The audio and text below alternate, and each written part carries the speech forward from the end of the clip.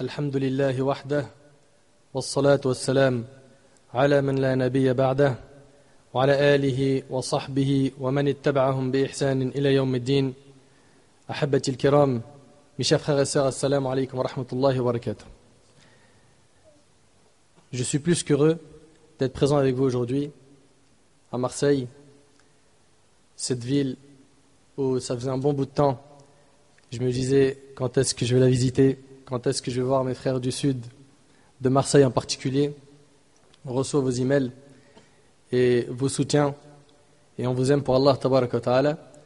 Et je demande à Allah tabaraka wa ta'ala, comme il nous a réunis dans cet endroit béni afin de l'évoquer, de nous réunir le jour du jugement autour de la meilleure des créatures, Muhammad sallallahu alayhi wa sallam. Mes frères et sœurs, notre thème aujourd'hui avec l'aide d'Allah tabaraka wa ta'ala est divorce avec ce bas monde et marie-toi avec l'au-delà.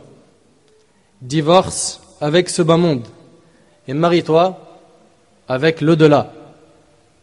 Mes frères et sœurs, commençons directement par un hadith du prophète alayhi salatu wassalam, un hadith en or. Selon Abu Kabsha radiyallahu anhu, il rapporte avoir entendu le prophète alayhi salatu wassalam dire: les biens de ce monde appartiennent à l'un de ces 4 individus. Ce bas monde, il est pour 4 types d'individus. Ouvre bien tes oreilles et essaye de t'identifier, de te reconnaître dans une de ces catégories. 1. Quelqu'un à qui Dieu a octroyé une fortune et une science. Une personne, Allah subhanahu wa ta'ala, il lui a donné 1. La fortune, l'argent. 2. La science. Il craint Allah subhanahu wa ta'ala. Il a at-taqwa, il a du ilm. Il craint ainsi Dieu dans la façon de la dépenser. Il en donne à ses proches et il sait que Dieu a une part dans cette fortune. Cet homme occupe la position la plus enviable.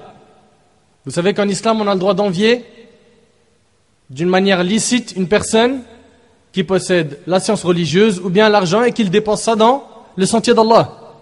Donc, dans ce hadith, le prophète alayhi salatu wassalam, il dit: celui qui occupe la meilleure position des 4 types d'individus qui existent sur terre, c'est celui qui a de l'argent et en même temps, il a la religion. Il a de l'argent et il a la religion. Deuxième type de personne, quelqu'un à qui Dieu a octroyé une science sans lui donner de fortune. Donc lui, il a la religion, mais il n'a pas d'argent. Or, son intention est sincère quand il dit: si j'avais de l'argent, je le dépenserai à la manière d'un tel, celui dont on vient de parler. Il est alors jugé sur son intention, lui et le précédent sont égaux dans le salaire. Subhanallah. C'est-à-dire qu'il est possible que tu n'aies pas d'argent et que tu te dises: si seulement j'avais de l'argent, je construirais des mosquées, des écoles arabes, des puits dans les pays où ils en ont besoin, je ferai ceci et cela, j'aiderai les pauvres, j'aiderai les femmes veuves, les orphelins, etc., etc. Simplement par cette intention, tu rejoins au niveau de la récompense celui qui avait l'argent et qui avait la religion et qui a fait ce bien. Ça, c'est donc le deuxième type d'individu qui existe sur terre. Troisième type d'individu, qu'Allah subhanahu wa ta'ala fasse qu'on n'en fasse pas partie, une catégorie qui est catastrophique, c'est celui qui a reçu une fortune de la part d'Allah, mais il n'a pas de science. Celui-là, il n'a pas de science. Le voilà dépensant son argent à tort et à travers, sans nullement craindre son Seigneur dans ses dépenses et sans rien donner à ses parents. Il ne reconnaît non plus à Dieu aucun droit dans sa fortune. Celui-là occupe la position la plus mauvaise. Celui-là occupe la position la plus mauvaise. C'est quelqu'un qui a beaucoup d'argent, mais il n'a pas de science. Il craint pas Allah. Il n'a pas de religion. Il est loin d'Allah. Il est égaré. Son argent, il l'utilise dans quoi? Boîte de nuit, pub, chicha, drogue. Il achète que de l'illicite. Il commerce dans l'illicite. Sa vie est basée sur l'illicite. Il ne mange que le haram. Il ne va que dans les endroits haram. Celui-là, il occupe la pire des positions. Il a de l'argent et il est loin d'Allah. Et hélas, on a aujourd'hui des gens qui ont de l'argent et qui sont loin d'Allah. Et qui font ce qu'on est en train de dire. Qu'ils sachent qu'ils occupent la pire des positions. Quatrième type de personne, c'est quelqu'un à qui Dieu n'a donné ni fortune, ni science. Il n'a pas d'argent, il n'a pas de science. Et il ne craint pas Allah Azza wa Jal. Et celui-là, il se dit, si j'aurais eu une fortune, de l'argent, j'aurais fait comme celui qu'on vient de citer, le numéro 3.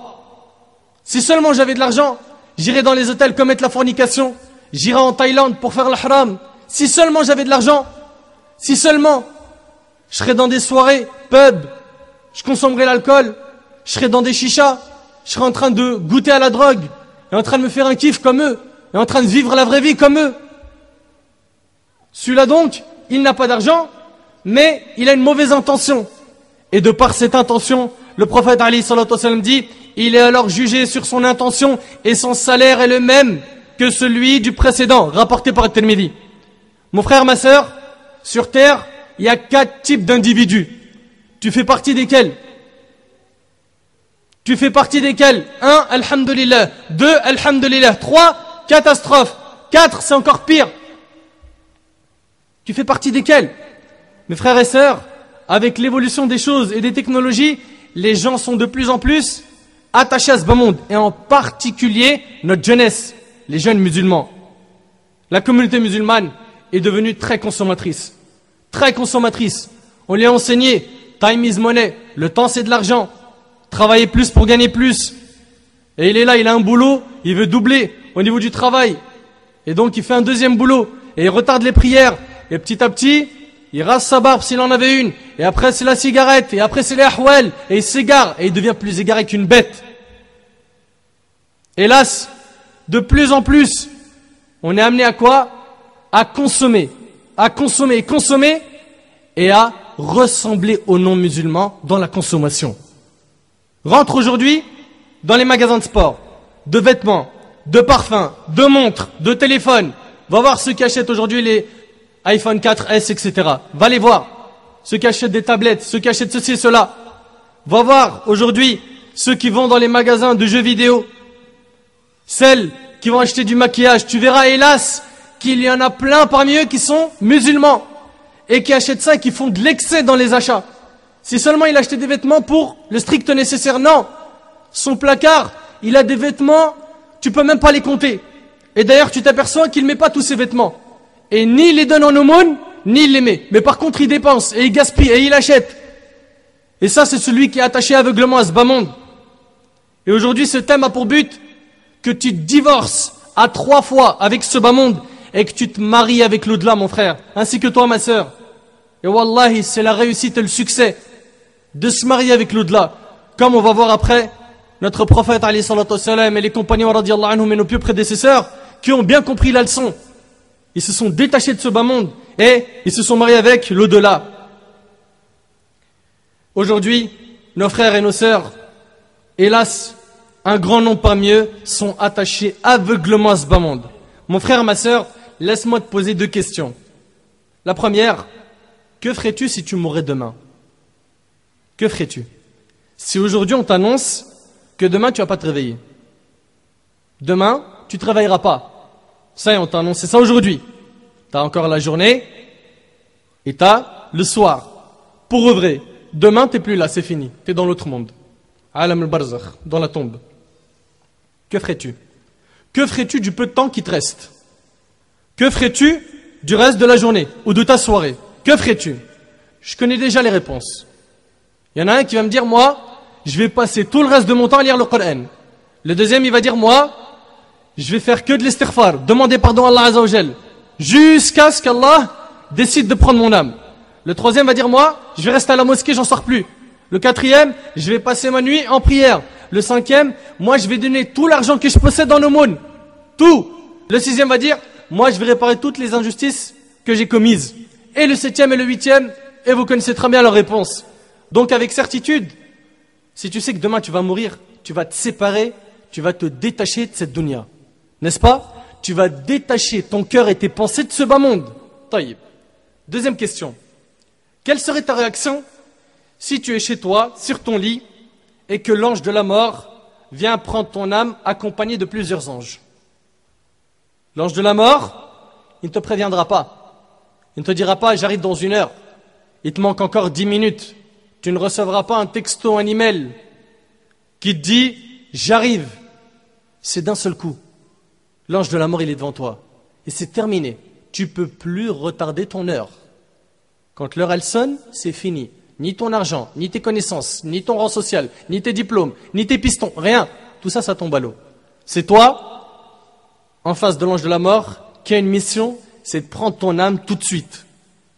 Bien sûr, ta seule et unique réaction sera de dire « Accorde-moi un peu de temps afin que je puisse faire quelques hasanat. Laisse-moi un délai. Laisse-moi juste me repentir. Laisse-moi juste 2 minutes. 2 minutes, je me repens. Je reviens vers Allah. Je fais quelques prières. Je fais quelques formules d'évocation, d'istighfar ou autres. » Allah tabarak wa ta'ala nous parle de ces gens-là qui demanderont une deuxième chance de revenir sur terre afin d'œuvrer. Dans Surat al-Mu'minun, Surat 23, versets 99 et 100, Allah tabarak wa ta'ala dit « Hatta idha ja'a ahaduhumul maut, qala rabbi irji'un. » Pourquoi? « La'alli a'malu salihan fima tarakt. » Kalla, innaha kalimatun huwa qailuha, wa min wara'ihim barzakhun ila yawmi yub'athun. Puis, lorsque la mort vient à l'un d'eux, il dit « Mon Seigneur, fais-moi revenir sur terre. » Pourquoi? Afin que je fasse du bien dans ce que je délaissais. On m'a parlé de la prière, on m'a parlé des actes obligatoires. Je savais que ça c'était bien, je savais que ça c'était obligatoire. On a essayé de me convaincre, j'ai bouché mes oreilles à Allah. Mais là, donne-moi une occasion. Pourquoi? C'est écrit dans le Coran, afin que je fasse du bien dans ce que je délaissais. La réponse, non. La réponse d'Allah sera non. C'est fini, c'est trop tard. Allah dira non, c'est simplement une parole qu'il dit. Derrière eux, cependant, il y a une barrière jusqu'au jour où ils seront ressuscités. Cette barrière, c'est Alamul Barzakh, le monde de la tombe. Je reprends donc ma première question. Si tu sais que tu meurs demain, que feras-tu pendant le temps qui te restera? Est-ce que, à ce moment-là, la dunya, ce bas monde, aura de la valeur à tes yeux? Est-ce que ce bas monde aura de la valeur à tes yeux? Toi qui aujourd'hui parles que de voitures, de mode, de stars, de chanteurs, d'acteurs, de footballeurs, de politiques, de ce qui se passe dans le monde. Est-ce que, à ce moment-là, la dunya aura de la valeur à tes yeux? Mon frère, ma sœur, le vrai musulman, la vraie musulmane, est celui et celle qui considèrent qu'ils ou elles peuvent mourir à n'importe quel moment et qu'ils sont sur terre en tant que voyageurs. Abdullah ibn Umar ibn al-Khattab, radiyallahu anhuma, rapporte: l'envoyé de Dieu, alayhi salatu wassalam, me saisit par mes 2 épaules et me dit: sois dans ce bas monde comme un étranger ou comme quelqu'un de passage, rapporté par le Bukhari. Et Abdullah ibn Umar radiyallahu anhu me disait: quand tu es au soir, n'attends pas le matin, et quand tu es au matin, n'attends pas le soir. Prends de ta santé pour ta maladie et de ta vie pour ta mort. Le prophète alayhi salatu wassalam, il met sa main sur l'épaule d'un grand compagnon, un savant parmi les compagnons, un noble compagnon, Abdullah ibn Umar, le fils de Umar ibn Khattab, radiyallahu anhu, wa an jami' as-sahaba. Et il lui dit: sois dans ce bas monde comme un étranger ou comme quelqu'un de passage. Comme quelqu'un de passage. Je te pose une question. Lorsque tu voyages et que tu es quelqu'un de passage dans un pays, par exemple, tu vas aller en Algérie alors que tu n'es pas algérien, pour des vacances, est-ce que tu vas t'attacher à l'Algérie? Est-ce que tu vas construire en Algérie? Est-ce que tu vas essayer de faire un avenir en Algérie tout en sachant que ce n'est pas ton pays? Non. Pourquoi? Parce que tu sais que tu es de passage. Sur terre, mes frères et sœurs, nous sommes de passage. Sur terre, tu es juste de passage. C'est tout. Tu es sur terre pour planter des graines. Cette terre, c'est un champ. Tes actions, c'est des graines. Tu plantes des graines, le jour du jugement, tu récoltes le fruit de ton travail. Voilà pourquoi tu es sur terre. Pour planter des graines. Pour planter des graines. Abdullah ibn Umar, il a dit, radiyallahu anhuma, quand tu es au soir, n'attends pas le matin. C'est-à-dire que le soir, si tu as l'occasion de faire une bonne action, ne la repousse pas, ne la retarde pas au matin. Qu'est-ce que tu sais que tu vas vivre jusqu'au matin? Combien de personnes étaient là le soir et le lendemain, elles sont passées dans l'au-delà? Combien? De même, il a dit, et quand tu es au matin, n'attends pas le soir. Tu as l'occasion de faire du bien, ne retarde pas le bien. Et il disait, prends de ta santé pour ta maladie. Profite de ta santé, profite. Tant que tu n'es pas malade, profite. Alhamdulillah, tu es jeune, tu as de l'énergie, tu es capable d'œuvrer dans le bien. Prends de ta santé pour ta maladie et de ta vie porte à mort. Et le hadith, il est rapporté par l'imam al-Bukhari. Cette vie d'ici-bas, Allah tabaraka wa ta'ala nous l'a décrit dans le Coran. Allah Azza wa Jalla a dit dans Sourate Al-Hadid, Sourate 57, verset 20, I'lamu annama al-hayatu ad-dunya la'ibun wa lahu wa zinatun wa tafakhurun bainakum wa takathurun fil amwali wal awlad. Sachez que la vie présente n'est que jeu, amusement, vaine parure, une course à l'orgueil entre vous et une rivalité dans l'acquisition des richesses et des enfants. Dans la dunya, ce qui t'est demandé dans ce bas monde, c'est de marcher. Tu veux faire des projets, tu veux travailler, tu veux avoir des diplômes, tu veux avoir un grand rang social, il n'y a pas de problème. Marche, vas-y lentement mais sûrement. Par contre, pour ce qui est de l'au-delà, faut pas marcher, faut courir. C'est pas pareil. Sur terre, marche. Pour l'au-delà, cours. Et on s'aperçoit que les gens font l'inverse. N'est-ce pas? Qu'est-ce qu'ils font dans ce bas monde? Ils courent derrière le bas monde. Et pour l'au-delà, ils marchent, des fois ils marchent même pas, ils bougent pas. N'est-ce pas? Allah tabaraka wa ta'ala a dit dans Sourate Al-Mulk, Sourate 67, verset 15, Huwa alladhi ja'ala lakumul arda dhalula famshu. Famshu, marchez. Famshu fi manakibiha wa kulu min rizqih wa ilayhi an-nushur. C'est lui qui vous a soumis la terre. Marchez donc dans ces grandes étendues. Marchez. Il n'a pas dit courez sur terre. Mangez de ce qu'il vous fournit, vers lui et la résurrection. Dans ce bas monde, ne cours pas, vas-y doucement. Fais les choses lentement mais sûrement. On a des gens, hélas, qui doublent le travail et qui doublent leurs activités professionnelles. Pourquoi? Pour gagner plus.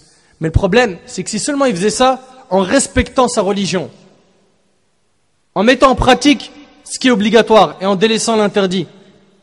En ce qui concerne l'au-delà, c'est l'inverse, tu dois courir. Allah tabaraka wa ta'ala dit dans Sourate Al-Jumu'ah, Sourate 62, verset 9, Ya ayyuhalladhina amanu, idha nudiya lis-salati min yawm al-jumu'ah, fas'aw. Fas'aw ila dhikrillah wa dharul bay'. Ô vous qui avez cru, quand on appelle à la salat du jour du vendredi, accourez à l'invocation de Dieu et laissez toutes négoce. Accourez, précipite-toi, vite, dépêche-toi. Quand il s'agit de l'invocation d'Allah, de l'évocation d'Allah, dépêche-toi. Allah tabaraka wa ta'ala a dit aussi dans Sourate Ali Imran, Sourate 3, verset 113, Wasari'u.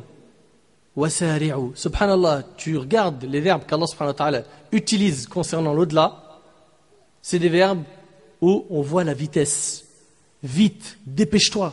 Wasari'u ila maghfiratin min rabbikum wa jannatin 'arduha as-samawati wal ard u'iddat lil muttaqin. Et concourez au pardon de votre Seigneur et à un jardin, le paradis, large comme les cieux et la terre préparés pour les pieux. Et concourez, dépêchez-vous, vite. Et Allah tabaraka wa ta'ala a dit dans Sourate Al-Hadid, Sourate 57, verset 21, Sabiqu ila maghfiratin min rabbikum wa jannatin 'arduha ka'ardi as-sama'i wal ard u'iddat lil ladhina amanu billahi wa rusulihi. Hâtez-vous vers un pardon de votre Seigneur. T'as vu quand il s'agit du pardon, du paradis, Allah il utilise quoi? Concourez, accourez, hâtez-vous. Hâtez-vous vers un pardon de votre Seigneur, ainsi qu'un paradis aussi large que le ciel et la terre, préparé pour ceux qui ont cru en Dieu et en ses messagers. Et Allah tabaraka wa ta'ala a dit dans Sourate Al-Mutaffifin, Sourate 83, verset 26, Wa fi dhalika falyatanafasil mutanafisun. Que ceux qui la convoitent, qui convoitent le paradis, entrent en compétition pour l'acquérir. Tu veux le paradis? Faut rentrer en compétition. Et dans la compétition, on doit être lent ou rapide? Rapide, n'est-ce pas? Si tu veux faire le top, fuis vers Allah Azza wa Jal. Comment ça? Aujourd'hui, on connaît des gens qui fuient Allah. N'est-ce pas? Ils fuient Allah subhanahu wa ta'ala. Ils ne veulent pas entendre parler de notre religion. Et bien là, si tu veux faire le top du top, fuis vers Allah. Allah tabaraka wa ta'ala dit dans Sourate Al-Dhariyat, Sourate 51, verset 50, Fafirru ila Allah, inni lakum minhu nadhirun mubin. Fuyez donc vers Dieu. Moi, je suis pour vous de sa part un avertisseur explicite. Donc en ce qui concerne les choses de ce bas monde, vas-y lentement. Mais en ce qui concerne les choses de l'au-delà, mets le turbo. Sa'd ibn Abi Waqqas radiyallahu anhu rapporte que le prophète alayhi salatu wassalam a dit, la lenteur est bonne dans toute chose. La lenteur est bonne dans toute chose, sauf pour les actes de l'au-delà. La lenteur est bonne dans toute chose, sauf pour les actes de l'au-delà. Le hadith, il est rapporté par Abu Daoud, authentifié par l'Albani, rahimahullah. Mais hélas, certains préfèrent ce bas monde éphémère à l'au-delà, éternel. Allah tabaraka wa ta'ala a dit dans Surat Al-A'la, Surat 87, versets 16 et 17, بَلْ تُؤْثِرُونَ الْحَيَاةَ الدُّنْيَا وَالْآخِرَةُ خَيْرٌ وَأَبْقَى. Mais vous préférez plutôt la vie présente, alors que l'au-delà est meilleur et plus durable. Comment peux-tu aimer ce bas monde plus que l'au-delà, alors que ce bas monde ne vaut absolument rien? Selon Jabir radiallahu anhu, le prophète alayhi salatu wassalam, alors qu'il marchait dans un marché et que les gens étaient sur deux côtés, il passa, le prophète alayhi salam, devant un chevreau mort, une bête morte, un chevreau mort, ayant de petites oreilles, signe de mauvaise race. Il le saisit par l'une de ses oreilles et dit: qui de vous voudrait payer 1 dirham pour ce chevreau? Qui veut acheter ce chevreau, cette bête morte, pour 1 dirham? Ils lui dirent: nous n'en voulons même pas pour rien. Même gratuitement, on n'en veut pas. À quoi donc nous servirait-il? Puis il, alayhi salatu wassalam, dit: voulez-vous qu'il soit à vous? Ils dirent: par Dieu, s'il était vivant, il serait déjà une honte avec ses petites oreilles. Qu'en est-il maintenant, alors qu'il est mort? Et là, le prophète, alayhi salatu wassalam, a dit: par Dieu, ce bas monde a pour Dieu moins de valeur qu'en a pour vous ce chevreau rapporté par Muslim.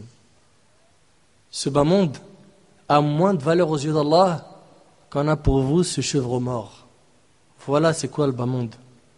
Quelque chose qui est encore plus misérable qu'un chevreau mort. Qu'un chevreau mort. Et c'est pour ce chevreau mort que les gens s'entretuent, que les gens se battent pour un héritage, que les gens coupent les liens qu'ils ont entre eux. Pourquoi? Pour ce bas monde qui a moins de valeur que quoi? Qu'un chevreau mort. Et selon Abu Hurayra radiallahu anhu, le prophète alayhi salatu wassalam a dit: attention, ce bas monde est maudit. Attention, ce bas monde est maudit. Maudit tout ce qu'il contient. Tout ce qui est dans ce bas monde est maudit. Sauf, ouvre bien tes oreilles, sauf l'évocation de Dieu. Sauf l'évocation de Dieu. Et ce qui s'ensuit. De même qu'un savant et un étudiant. Ceux-là, ils ne sont pas maudits. Quelqu'un qui apprend, quelqu'un qui enseigne, quelqu'un qui évoque Allah. Tout le reste est maudit par Allah Azza wa Jal. Ce bas monde est maudit. Maudit tout ce qu'il contient, sauf l'évocation de Dieu et ce qui s'ensuit, de même qu'un savant et un étudiant rapporté par At-Tirmidhi.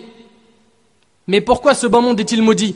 La réponse est simple, car ce bas monde éloigne la personne de l'adoration d'Allah. Il n'y a que des tentations dans ce bas monde. Ce bas monde éloigne la personne de l'adoration d'Allah et la rapproche des passions. Ce bas monde attache les gens aux passions, au péché et à l'excès dans les dépenses. Et on sait très bien que les passions sont dangereuses. Le prophète alayhi salatu wassalam, dans son voyage nocturne, n'a-t-il pas vu l'enfer et le paradis? N'a-t-il pas vu que l'enfer était entouré de quoi? De passions. Tu suis tes passions, tu fonces dans les passions illicites, tu finis en enfer. Wal'iyadhu billah. Les passions, c'est le meilleur chemin pour finir en enfer. Il faut faire très attention. Tu ne suis pas tes passions dans toute chose. Tu ne suis pas tes passions. Fais attention. Deuxièmement, ce bas monde attire les gens vers quoi? Vers ce qui est contraire à notre religion. Ce bas monde nous fait oublier Allah. Et à partir du moment où on oublie Allah, on commet quoi? Des péchés. Et quand tu fais des péchés, qu'est-ce qui se passe? Il y a des points noirs qui s'installent dans ton cœur, comme l'a dit le prophète alayhi salatu wassalam. Tu fais un péché, il y a un point noir. T'en fais un autre, il y a un point noir. T'en fais un autre, il y a un point noir. Par contre, si tu demandes pardon à Allah Azza wa Jal, le point noir, il est effacé. Tu ne demandes pas pardon, il y a une accumulation de points noirs jusqu'à avoir une tache. Et dès que tu as une tache dans ton cœur, qu'est-ce qui se passe? Ça y est, t'as le cœur malade. T'as le cœur malade. Là, tu vis entre deux mondes. On dit d'aller à la mosquée, t'es partant. On dit d'aller en chicha, t'es partant. On dit d'aller dans un endroit pour faire du bien, t'es partant. On dit d'aller dans un endroit pour désobéir à Allah, t'es partant. Pourquoi? Parce que t'as le cœur malade. Et si tu multiplies encore plus les péchés, tout ton cœur devient noir, et là, ça y est, t'as le cœur mort. Wal'iyadhu billah. Là, on te parle de religion, tu es sourd, muet, aveugle. Ça t'intéresse pas. Ton but, c'est tes passions. Ton but, c'est, comme ils disent aujourd'hui les jeunes, kiffer la vie ikhlas.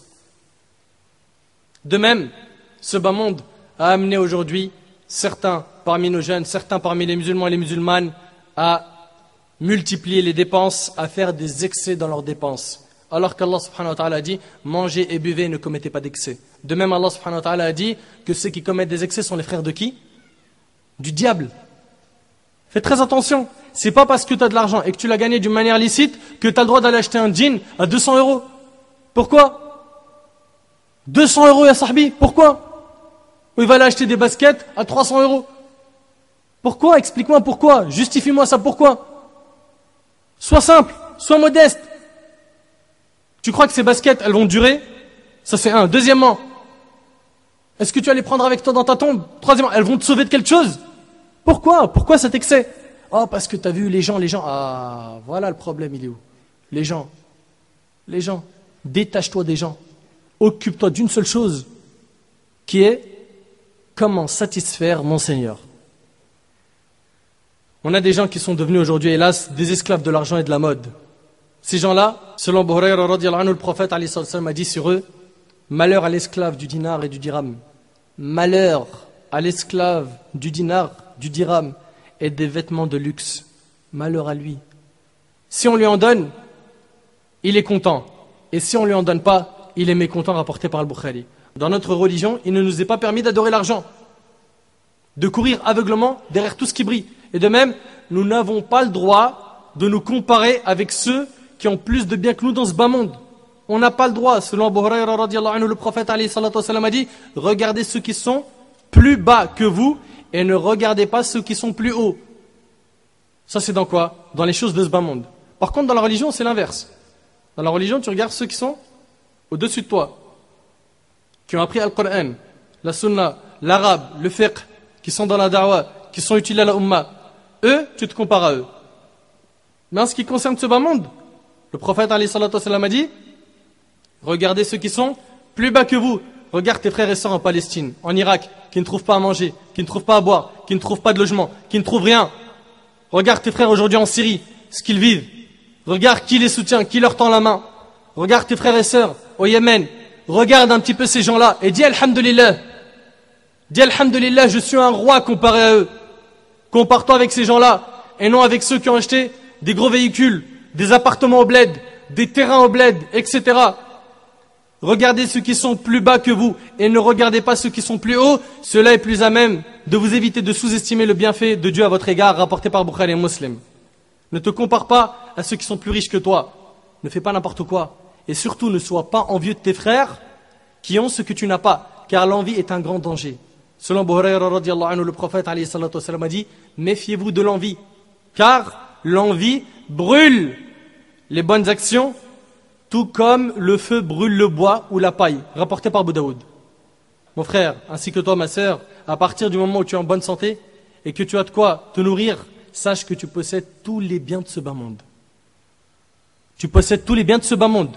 Selon Ubaydullah al-Ansari radiyallahu anhu, le prophète alayhi salatu wassalam a dit, celui d'entre vous qui se réveille le matin en sécurité parmi les siens, ne souffrant d'aucun mal dans son corps et possédant la nourriture de sa journée, c'est comme si l'on avait amassé pour lui tous les biens de ce bas monde, rapporté par Tirmidhi.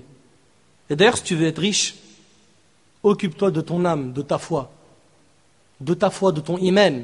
Selon Abu Hurayra radiyallahu anhu, le prophète alayhi salatu wassalam a dit, la richesse ne consiste pas en l'abondance des biens, mais la vraie richesse est celle de l'âme, rapportée par Bukhari et Muslim. Tu veux être riche? Apprends ta religion, augmente ta foi, tu verras que tu seras un vrai riche.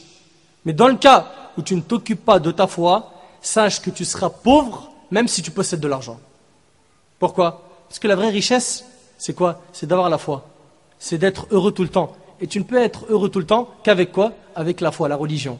Ceux qui ont de l'argent, beaucoup d'argent et qui sont loin d'Allah, ils ne sont pas heureux. Allez voir les stars, combien de tentatives de suicide?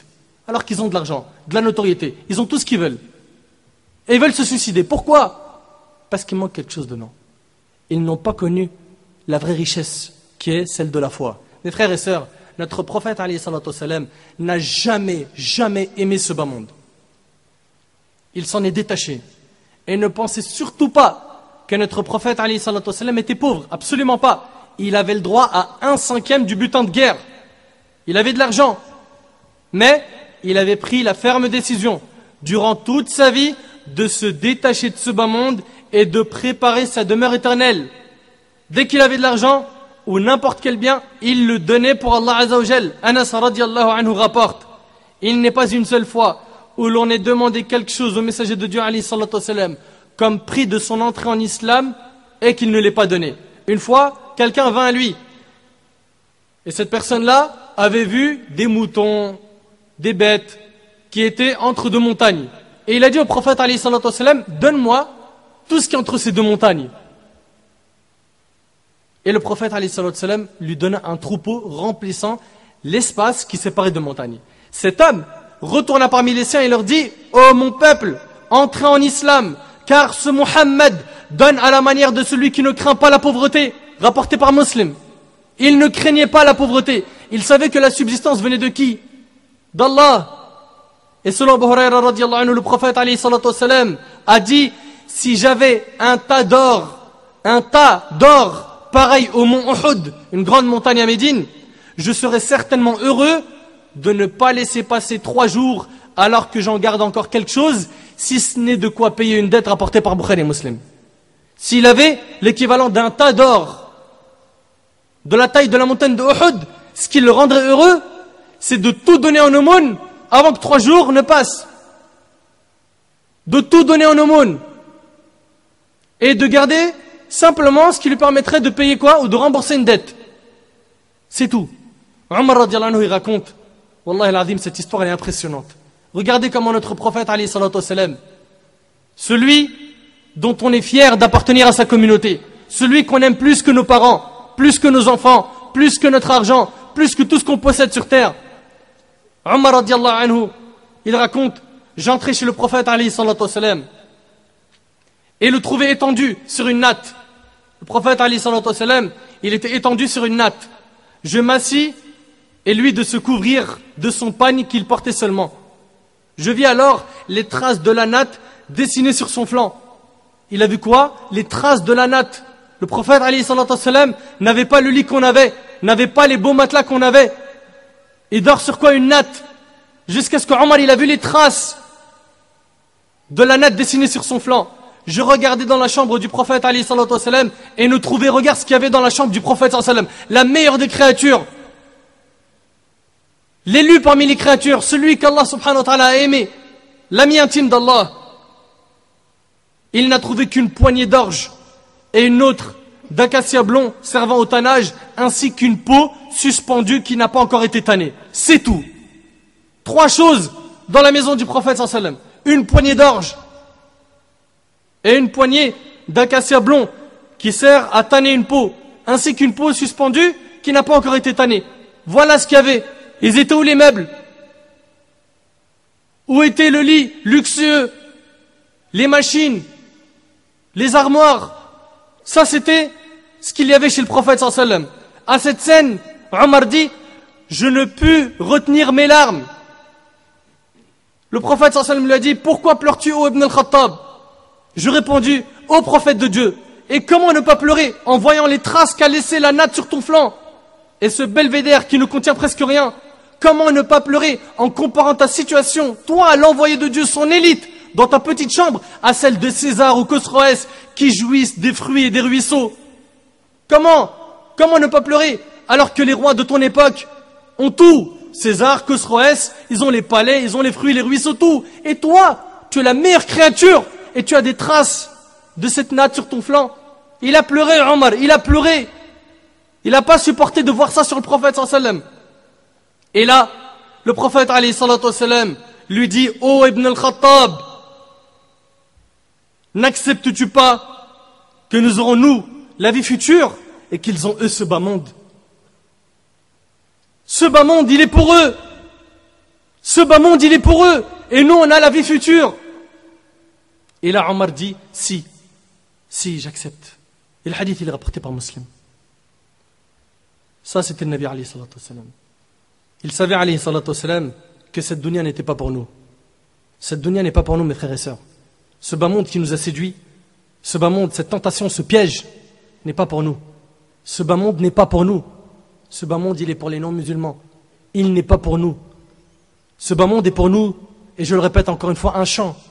On y plante des graines et on récolte les fruits de notre travail le jour du jugement. Et selon Abu Huraira radiyallahu anhu, le prophète alayhi salatu wassalam a dit, ce monde est la prison du croyant et le paradis du mécréant. Et le hadith il est rapporté par Muslim. Ce monde est la prison du croyant. Ibn Hajar rahimahullah, ce grand savant du hadith, qui a commenté Sahih al-Bukhari dans un livre qui s'appelle Fath al-Bari, ce savant-là un jour il a rencontré un homme juif qui était pauvre et il lui a dit, vous prétendez que ce bas monde est la prison du croyant et le paradis du mécréant, comme l'a dit votre prophète. Mais toi, ô Ibn Hajar, tu es un musulman et tu as un beau cheval, de beaux vêtements, tu as de l'argent. Tandis que moi, je ne suis pas un musulman et je suis pauvre. Comment donc cette vie est une prison pour le croyant et un paradis pour le mécréant? Comment? Et là, Ibn Hajar lui a dit, ce bas monde est une prison pour le croyant comparé à ce qui l'attend le jour du jugement. Et ce bas monde est un paradis pour le mécréant comparé à ce qui l'attend le jour du jugement. Ali radiallahu anhu a été questionné sur ce bas monde, ce grand compagnon, et il a dit, son début commence par des pleurs. Tu sors du ventre de ta mère, tu pleures déjà. Ensuite, c'est de la fatigue et sa fin est éphémère. Pourquoi t'attacher à ce bas monde? Pourquoi? Un jour, il a été offert au prophète alayhi salatu wassalam, un lit par une femme des Ansar. Car elle a eu pitié du lit du prophète alayhi salatu wassalam. Elle lui a offert un beau lit. Puis le prophète alayhi salatu wassalam ordonna à Aïcha radiallahu anha de lui rendre son lit. Subhanallah. Alors que ce n'est pas une chose illicite. Mais le prophète alayhi salatu wassalam était ascète. Il avait détaché son âme de cette dunya, de ce bas monde. Et le hadith il est rapporté par le Bayhaqi et jugé valide par l'Albani. Le prophète alayhi salatu wassalam est mort en gouvernant toute la péninsule arabique. Imaginez-vous. Il gouvernait toute la péninsule arabique. Et malgré cela, il n'a laissé ni dinar, ni dirham en héritage. La seule chose qu'il a laissé, c'était quoi? Sa mule blanche et son armure qui était en gage chez un juif. Amr ibn al-Harith, radiallahu anhu, le frère de Juwayriya bint al-Harith, la mère des croyants, radiallahu anha, a dit, à sa mort, le messager de Dieu, alayhi salatu wassalam, n'a laissé ni dinar, ni dirham, ni esclave, ni servante, ni rien d'autre, si ce n'est sa mule blanche qui lui servait de monture, ainsi que ses armes et quelques terres qu'il avait léguées aux étrangers de passage, rapportés par le Bukhari. Certes, le prophète alayhi salatu wassalam n'a pas laissé d'argent après sa mort, mais il a laissé la religion comme héritage à l'humanité, qui vaut mieux que tout. Et si seulement les gens comprenaient cela. Si tu veux laisser quelque chose à tes enfants, laisse-leur la religion. Ne te soucie pas de leur subsistance. Ne te dis pas, faut que je travaille beaucoup pour construire comme ça. Si je meurs, je leur laisse quelque chose. Je garantis leur avenir. Mais depuis quand tu garantis l'avenir? Depuis quand? Qui es-tu pour garantir l'avenir? Qui? Abu Bakr radiallahu anhu, quand il a tout donné en aumône, lorsque le prophète alayhi salatu wassalam a fait un appel au don, il a donné tous ses biens. Le prophète alayhi salatu wassalam lui a dit, qu'as-tu laissé à ta famille? Il a dit, j'ai laissé à ma famille Allah et son messager. Voilà ce qu'il faut laisser à nos enfants. Une éducation, une foi, la crainte d'Allah, la taqwa, la piété, l'attachement à la sunna, à la vérité. Mais tu leur laisses de l'argent et tu leur enseignes pas la religion. Qu'est-ce qui va se passer? Il est possible qu'ils s'égarent et qu'ils s'égarent avec eux. Il faut faire très attention. On voit ici que le prophète alayhi salatu wassalam avait bel et bien divorcé avec ce bas monde et il a éduqué ses compagnons radiallahu anhum à en faire autant. Voyons un peu comment étaient les compagnons radiallahu anhum. Salman al-Farisi radiallahu anhu, pendant qu'il agonisait, ça y est, il est mourant. Il dit, je n'ai pas respecté la recommandation du prophète alayhi salatu wassalam qui était de ne prendre de ce bas monde que ce qui suffisait à un voyageur comme provision. Donc là, en écoutant cette parole, tu dis, Salman, il a dû laisser des palais derrière lui. Il a dû acheter beaucoup. Il avait énormément d'argent. Après sa mort, ils ont compté les biens qu'il a laissés et ils s'étonnèrent. Vous savez pourquoi? Car il ne laissa qu'une vingtaine de dirhams. Et c'est rapporté par Ibn Majah. Il a laissé que 20 dirhams. 20 dirhams. Et il a dit qu'il n'a pas respecté la recommandation du prophète alayhi salatu wassalam. Les compagnons, radiallahu anhum, ils étaient comme ça. Ils ont tout laissé pour le dîn, vraiment tout. Quant à nous, qu'est-ce qu'on a laissé pour la religion? Qu'avons-nous fait comme sacrifice? Est-ce qu'on s'est détaché de ce bas monde? Est-ce qu'on a pris la décision de divorcer avec cette dunya? Abu Huraira, radiallahu anhu, ce grand savant parmi les compagnons, on le trouvait dans la rue, dans le coma, dans la rue. Les gens venaient le bouger un petit peu et ils le voyaient par terre dans un mauvais état. Jusqu'au point où il leur disait, vous inquiétez pas, je ne suis pas fou, c'est seulement la faim qui m'a mis dans cet état. Abu Huraira, il avait le choix. Il avait le choix entre courir derrière ce bas monde et courir derrière l'au-delà. Il a décidé de courir derrière l'au-delà au point où il suivait le prophète sallallahu alayhi wa sallam comme son ombre. Il faisait partie des habitants de Soufa, les pauvres qui habitaient dans la mosquée du prophète sallallahu alayhi wa sallam. Et pourquoi il a voulu cette pauvreté? Pour apprendre la science matin, midi et soir du prophète sallallahu alayhi wa sallam. Le plus important pour lui, c'était sa religion. Il avait divorcé avec ce bas monde. Omar radiallahu anhu, comme le rapporte Ibn al-Jawzi dans ses mérites, et cette parole est rapportée par Ibn Sa'd dans Tabaqat. Omar radiallahu anhu, un jour, il monta sur le minbar pour un discours, et il présenta ses excuses, car il était venu en retard. Et il leur a dit, ce qui m'a retardé, c'est mon qamis. Je n'ai que celui-là, et on était en train de me le coudre. Omar radiallahu anhu, le deuxième calife de l'islam, n'avait qu'un seul vêtement. Un seul. Subhanallah. Il n'avait pas ce souci qu'on a nous aujourd'hui d'acheter beaucoup de vêtements. Non, il ne l'avait pas. Il pouvait l'avoir ou pas? Bien sûr qu'il pouvait l'avoir. Mais il a choisi son camp. Le camp des gens qui ne se soucient que de l'au-delà, que de la satisfaction d'Allah tabaraka wa ta'ala. Mus'ab ibn Umayr radiallahu anhu, ce compagnon extraordinaire, c'était le dandy de la Mecque. Sa mère était très riche. Il est dit qu'il portait les plus beaux vêtements. Il mettait les plus beaux parfums. Quand il marchait dans une rue, on savait qu'il avait emprunté cette rue par l'odeur du parfum. Lorsqu'il a entendu parler du prophète sallallahu alayhi wa sallam, il l'a rencontré, il lui a été exposé l'islam, il a accepté l'islam. Sa mère l'a enfermé, l'a emprisonné, lui a demandé de renier sa religion, puis à la fin, il a réussi à s'enfuir. Et il a rejoint le prophète alayhi salatu wa sallam et les compagnons. Puis, ce compagnon radiallahu anhu, dans la bataille de Uhud, il combat et il tenait l'étendard de l'islam. Ensuite, pendant qu'il tenait ce drapeau, les kuffars lui ont coupé le bras. Il a tout de suite pris le drapeau avec l'autre main. Puis ils lui ont coupé le deuxième bras. Et il a commencé à prendre le drapeau avec le reste de la chair qui restait de ses bras. Puis il a été tué, radiallahu anhu. Et écoutez ce qu'il a dit, Khabbab ibn al-Arat, radiallahu anhu. Écoutez bien, il dit, nous nous sommes exilés avec le messager de Dieu, alayhi salatu wassalam, à la recherche de la pleine satisfaction de Dieu le Très-Haut. Notre salaire incomba donc à Dieu. Parmi nous, il en est qui est mort sans avoir rien mangé de son salaire. Tel Mus'ab ibn Umayr, radiallahu anhu, qui fut tué dans la bataille de Uhud. Il laissa pour tout héritage un manteau. Subhanallah, Mus'ab, tu étais riche. Mus'ab, tu avais beaucoup. Son héritage, c'est un manteau. Ce qu'il a laissé en héritage, c'est un manteau. Voilà les exemples concrets de gens qui ont divorcé avec ce bas monde et qui se sont mariés avec l'au-delà. Donc, il laissa pour tout héritage un manteau. Quand on lui en couvrait la tête, ses pieds étaient découverts. Et quand on lui en couvrait les pieds, sa tête était découverte. Le prophète, alayhi salatu wassalam, ordonna alors de lui en couvrir la tête et de mettre de l'herbe sur ses pieds. Ils n'avaient même pas de quoi lui couvrir son corps. Après sa mort, radiallahu anhu. Subhanallah. Et le hadith, il est rapporté par Bukhari Muslim.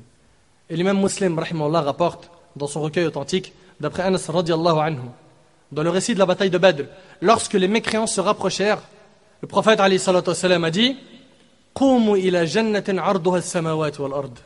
Levez-vous et allez vers un jardin dont la largeur est semblable à celle des cieux et de la terre. Il encourage les compagnons à aller au jihad, au combat. Pourquoi? Parce que tu vas avoir au final quoi? Le martyr.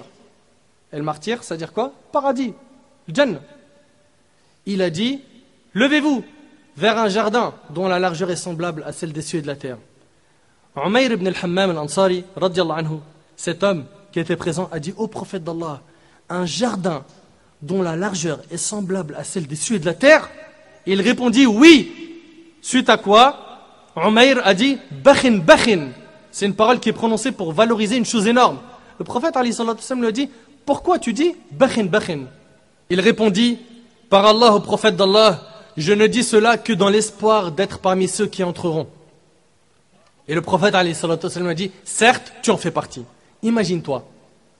Là, il y a le combat devant toi, et le prophète alayhi salatu wassalam te dit, avant de combattre, tu fais partie des gens du paradis. Il te l'annonce. Tu fais déjà partie des gens du paradis. Alors, Umayr, radiallahu anhu, avant de combattre, il sortit quelques dattes de son étui et se mit à en manger. Il avait faim, il s'est dit, on va prendre quelques forces et on va combattre. Puis il dit, quelle longue vie si je vis jusqu'à ce que je termine de manger mes dattes. Mais non, pour le paradis, il faut se précipiter. On m'a parlé du paradis, j'ai pas le temps de manger les dattes. Voilà l'exemple concret de ces compagnons radiallahu anhum qui ont su comment se comporter avec ce bas monde et avec l'au-delà. Quelle longue vie si je vis jusqu'à ce que je termine de manger mes dattes. Et Anas radiallahu anhu a dit, il jeta les dattes qu'il avait avec lui, puis il combattit jusqu'à ce qu'il fît tuer. Radiallahu anhu. Et comme dernier exemple de compagnons qui ont divorcé avec ce bas monde et qui se sont mariés avec l'au-delà, on a l'exemple de ce noble compagnon que, hélas, beaucoup d'entre nous ne connaissent pas. Il est possible pour certains que c'est la première fois de leur vie qu'ils entendent parler de lui. Ce compagnon n'est autre que Abdullah ibn Hudhafa radiallahu anhu. Et là, je vous demande, mes frères et sœurs, Allah yajazikum khair, d'écouter cette histoire avec votre cœur et non avec vos oreilles. Écoutez bien. Dans une bataille contre les Romains, des musulmans qui avaient été envoyés sous le califat de Omar radiallahu anhu ont été faits prisonniers de guerre. Donc Omar radiallahu anhu, il a envoyé des musulmans qui ont été faits prisonniers de guerre par qui? Par les Romains. Alors l'empereur romain, Héraclius, en entendant que l'un des prisonniers était un sahabi, devint si heureux. Il demanda, apportez-le-moi, je veux le rencontrer. Ce roi, il a entendu que parmi les prisonniers, il y avait quoi? Un compagnon. Il s'est dit, ramenez-le-moi, je veux le voir. Je veux voir c'est quoi un compagnon. On entend parler d'eux. On nous dit que c'est des légendes, les compagnons. Je veux voir ce compagnon. Jusque-là, il y avait tellement de légendes autour des sahaba et des informations circulaient à travers le monde sur ces hommes hors du commun, les compagnons du prophète alayhi salatu wassalam. Ils étaient donc fascinés et ils voulaient voir un sahabi. C'est pourquoi l'empereur romain exigea de le voir, parce qu'un seul de ces sahaba pèse autant qu'une communauté. Naam, un homme parmi les compagnons vaut à lui seul une communauté. C'était là l'œuvre qu'avait laissé le prophète alayhi salatu wassalam derrière lui. Ainsi, Abdullah ibn Hudhafa radiallahu anhu, qui était jeune, qui n'avait pas plus de 30 ans, fut apporté à l'empereur avec des chaînes aux mains et un boulet aux jambes. Ils le placèrent devant Héraclius et ils eurent des échanges. Héraclius remarqua que malgré son jeune âge, il était très intelligent. Héraclius dit à Abdullah ibn Hudhafa, et écoutez bien, il lui a dit, deviens chrétien et je te libère. Pose-toi la question. Tu es en prison et tu ne sais pas quand est-ce que tu vas sortir. Et on te dit, deviens chrétien et je te libère. Possible que tu dises, non, quand même, j'ai des bases. Je ne peux pas tomber dans ça. Très bien.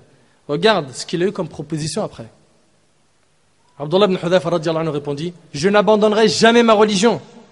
Héraclius lui dit alors, deviens chrétien et je te donnerai la moitié de mon royaume. C'est un roi. Il lui dit la moitié de mon royaume. Et là, je m'adresse à ceux qui sont amoureux de ce bas monde. Qu'aurais-tu fait à sa place? La moitié du royaume d'un roi. Abdullah ibn Hudhafa radiallahu anhu répondit sans hésitation, non. Cher frère, chère sœur, pensez à cela, la moitié d'un royaume.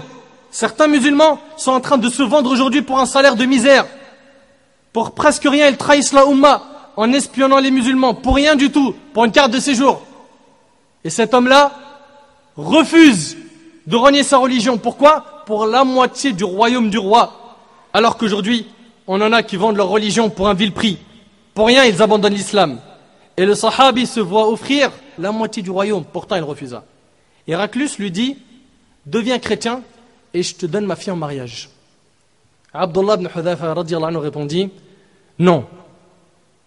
Tu peux me donner ton royaume, celui de tes parents, celui des Arabes et celui des non-Arabes. Je n'abandonnerai jamais ma religion. Subhanallah, il est ferme. C'est une grande épreuve.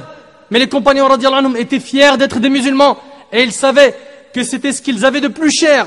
Leur foi n'a pas bougé d'un poil malgré toutes les tortures qu'ils subirent. Vous savez, lorsque vous dites non à ces gens, vous ne pouvez pas imaginer combien ça les blesse. Cet homme se dit, je t'offre ma fille, je suis un empereur et personne ne m'a jamais dit non de toute ma vie. Et je n'ai jamais offert ma fille à quiconque dans mon royaume auparavant avant toi. Et toi tu me dis non. Et ajoutez à cela, je t'offre la moitié de mon royaume et tu refuses. Les gens attachés à la dunya ont tant lutté pour acquérir les choses de ce bas monde que cela les rend fous de voir quelqu'un qui ne prête pas d'importance à cela. Dans sa tête, le roi il s'est dit, mais c'est pas possible, c'est comme s'il m'avait insulté. C'est comme s'il m'avait dit, tout ce que tu as fait c'est du gâchis, ça sert à rien.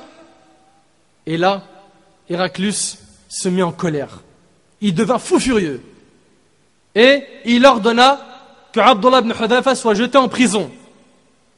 Et il a dit, ne lui donnez plus à manger ni à boire. Et ils le laissèrent comme cela un certain nombre de jours au point où Abdullah ibn Hudhafa radiallahu anhu pensait qu'il allait mourir.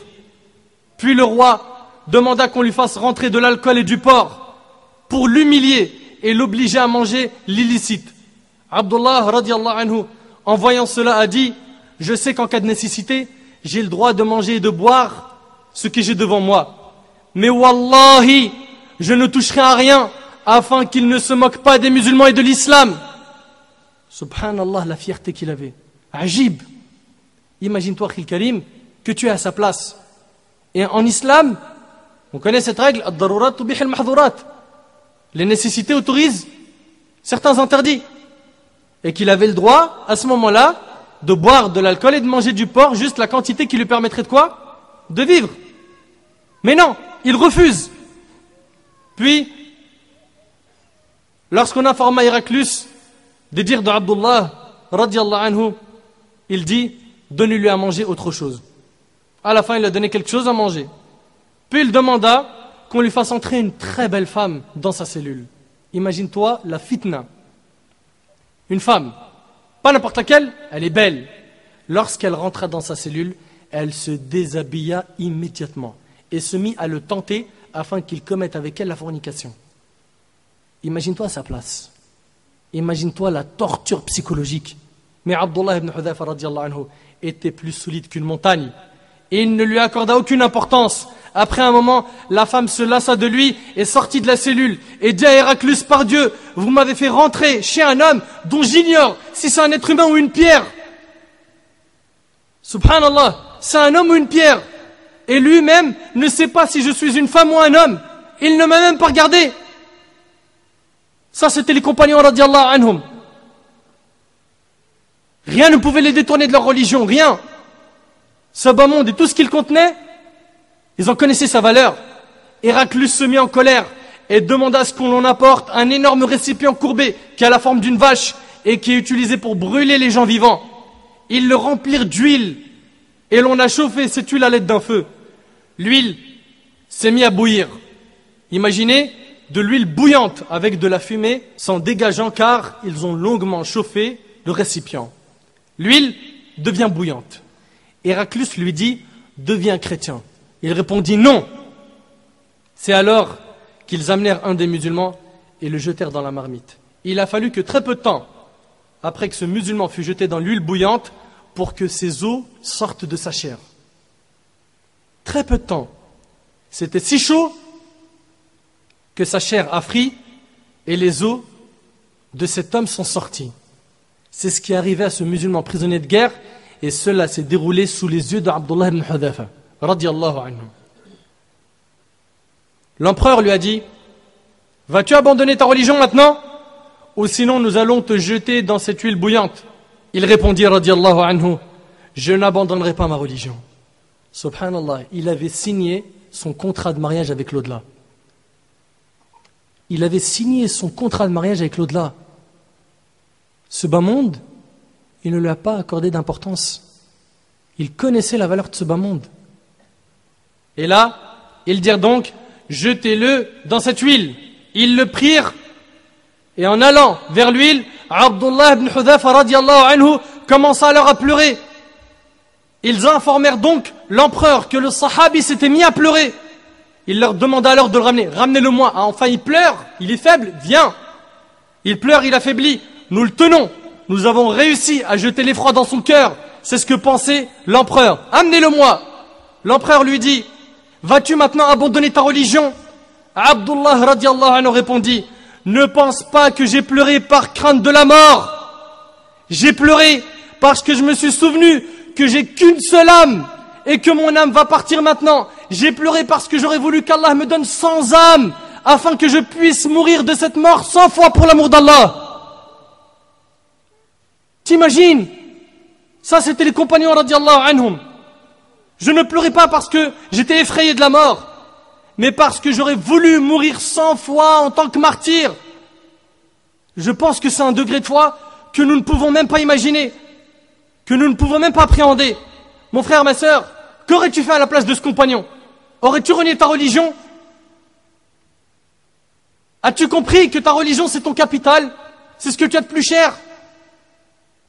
Es-tu fier d'être musulman? Te sens-tu rabaissé, humilié? Ou plutôt tu sens ta fierté à travers cette religion, à travers ton appartenance à l'islam? Qu'aurais-tu dit à sa place? Qu'aurais-tu fait? Est-ce que tu aurais été solide pendant cette épreuve? Mes frères et sœurs, dans les moments de facilité, d'aisance, tout le monde peut être égal. Et vous ne savez pas vraiment faire la distinction. Mais quand la fitna, l'épreuve frappe, c'est là que la vérité sort du cœur. Ainsi, lorsque l'épreuve est arrivée, Abdullah ibn Hudhafa radiallahu anhu, le vrai Abdullah ibn Hudhafa s'est révélé. Personne ne savait, ni Omar ibn Khattab, ni personne d'autre, qui était le vrai Abdullah ibn Hudhafa. Ils savaient qu'il était un sahabi, mais ils ignoraient ce qu'il y avait vraiment dans son cœur. Mais se tournant à dévoiler la réalité sur ce que renfermait son cœur, la foi al-Iman, une montagne qui était dans son cœur. Ainsi, face à Abdullah ibn Hudhafa, et devant sa détermination, l'empereur devint confus. Le roi, il ne sait plus quoi faire de lui. Il ne sait plus quoi faire. Il voit qu'il veut la mort. Il voit qu'il a peur de rien. Il voit qu'il est détaché de ce bas monde. Vous savez, il désirait obtenir quelque chose de la part de Abdullah. Il pouvait le tuer, mais il sentait que sa fierté était insultée. Ça servira à quoi que je le tue? Ça y est. Il m'a insulté en me disant, brûle-moi, prive-moi de manger, fais rentrer une prostituée, c'est pas grave. Maintenant, le problème pour l'empereur n'était plus de tuer Abdullah ibn Hudhafa, mais d'obtenir quelque chose de lui. Cet homme doit céder, il doit me donner quelque chose. Il dit donc à Abdullah ibn Hudhafa, je vais te libérer si seulement tu pouvais m'embrasser sur le front. Il va avoir quelque chose de cet homme. Il a dit, je te libère, il n'y a pas de problème, mais embrasse-moi sur le front. Embrasse-moi juste sur le front et je te laisse partir. Donne-moi quelque chose. Il supplie Abdullah ibn Hudhafa, lui, l'empereur romain, donne-moi quelque chose, embrasse-moi sur le front. Abdullah ibn Hudhafa radiallahu anhu, il réfléchit à cela, puis il dit, seulement si tu me libères et que tu libères aussi tous les prisonniers de guerre musulmans. L'empereur répondit qu'il était d'accord. L'essentiel pour lui, c'est d'avoir quelque chose. Abdullah ibn Hudhafa radiallahu anhu l'embrassa alors sur le front et obtint la libération de tous les musulmans. Abdullah ibn Hudhafa radiallahu anhu rentra à Médine. Et Omar ibn Khattab radiallahu anhu entendit l'histoire. Il se rendit à la mosquée et Abdullah ibn Hudhafa s'y trouvait. Omar ibn Khattab radiallahu anhu se leva et dit, c'est une obligation pour chaque musulman d'embrasser le front de Abdullah ibn Hudhafa et je vais être le premier à le faire. Il embrassa alors le front de Abdullah ibn Hudhafa parce qu'il avait sauvé des musulmans et les musulmans en firent de même. Tel était Abdullah ibn Hudhafa radiallahu anhu, un compagnon que beaucoup d'entre nous ne connaissaient pas. Par contre, quand tu leur parles de joueurs de foot, de stars, ça leur parle plus, hélas. Alors que leurs ancêtres, nos exemples, sont inconnus aujourd'hui. Ou sont inconnus pour une catégorie de gens, ou une minorité, ou peut-être une grande partie de gens de notre communauté. Tels étaient les compagnons radiallahu anhum. Les exemples sont très nombreux. Ils ont tous divorcé avec ce bas monde pour se marier avec l'au-delà. Parce qu'ils savaient que ce bas monde était maudit. Parce qu'ils savaient que ce bas monde était éphémère. Parce qu'ils savaient que ce bas monde tirait vers l'égarement. Parce qu'ils savaient que ce bas monde n'avait pas de valeur. Un chevreau mort. Ils étaient prêts à tout pour l'au-delà. Et la question que je me pose, ainsi qu'à vous, qu'avons-nous sacrifié pour Allah Azza wa Jal? Qu'avons-nous fait pour Allah Tabaraka wa Ta'ala? Que dirons-nous le jour du jugement, Allah? quand il nous dira qu'as-tu fait pour cette religion? Qu'est-ce qu'on va lui répondre? Quand il nous dira qu'as-tu fait de mes ordres, de mes interdits, qu'est-ce qu'on va lui répondre? On va lui répondre quoi? C'était dur, 21e siècle.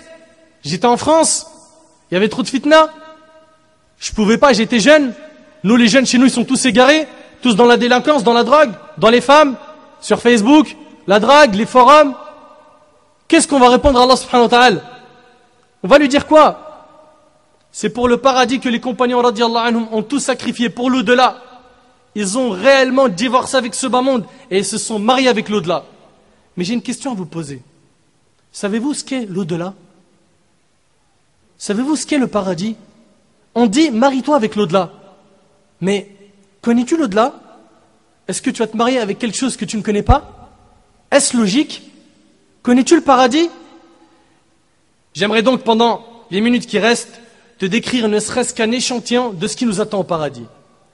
Et pour ça, je te demande de voyager avec moi et de venir avec moi sur la terre du jour du jugement. Allez, hop, on décolle. On n'est plus sur terre, coupure. On est où? Fi ard al-mahshar, sur la terre du jour du jugement. Ce jour-là, Allah tabaraka wa ta'ala dira Udkhulul jannah, la khawfun alaykum, wa la antum tahzanoun. Entrez au paradis, vous serez à l'abri de toute crainte et vous ne serez point affligés. Cela est cité dans Surat Al-A'raf, Surat 7, verset 49. Ferons-nous partie de ceux qui entendront cet appel? Entrez au paradis. Yawm al-Qiyamah, des milliards de personnes sont debout. Et Allah dit entrez au paradis. Est-ce qu'on fera partie de cela? Et Allah il dit vous serez à l'abri de toute crainte et vous ne serez point affligés. Entrez au paradis. Par quoi? Par vos prières, votre da'wah, vos efforts, vos aumônes, talab al-ilm, etc. Ceux-là seront avec le prophète alayhi salatu wassalam, Yawm al-Qiyamah, et les compagnons radiyallahu anhum. D'autres, qui n'ont connu que les péchés, vol, insultes, mensonges, fornication, etc., n'entendront pas cet appel. Ils n'entendront pas cet appel. Mon frère, ma sœur, rappelle-toi du plus bel accueil de nouveaux mariés que tu as vu lors de leur arrivée à leur salle de mariage. Rappelle-toi de cet événement. La voiture qui s'ouvre, les mariés tout beaux, bien habillés, et qui descendent de la voiture, etc. Sache, mon frère, ainsi que toi, ma sœur, que l'accueil que tu auras au paradis sera inimaginable, sera 1 million de fois meilleur que ce que tu as vu comme accueil sur terre. Les croyants seront heureux le jour du jugement. Et les anges les accueilleront. Les anges. Allah tabaraka wa ta'ala a dit dans Surat Al-Anbiya, Surat 21, verset 103, وَتَتَلَقَّاهُمُ الْمَلَائِكَةِ هَذَا يَوْمُكُمُ الَّذِي كُنْتُمْ تُوعَدُونَ. Les anges les accueilleront. Voici le jour qui vous a été promis. Tu es accueilli par les anges, puis ton visage sera illuminé. Allah tabaraka wa ta'ala a dit dans Surat Abasa, Surat 80, verset 38, وُجُوهٌ يَوْمَئِذٍ مُسْفِرَةٌ. Ce jour-là, il y aura des visages rayonnants. Des visages rayonnants, t'imagines? Le jour du jugement, tu es accueilli par les anges. Ton visage est illuminé.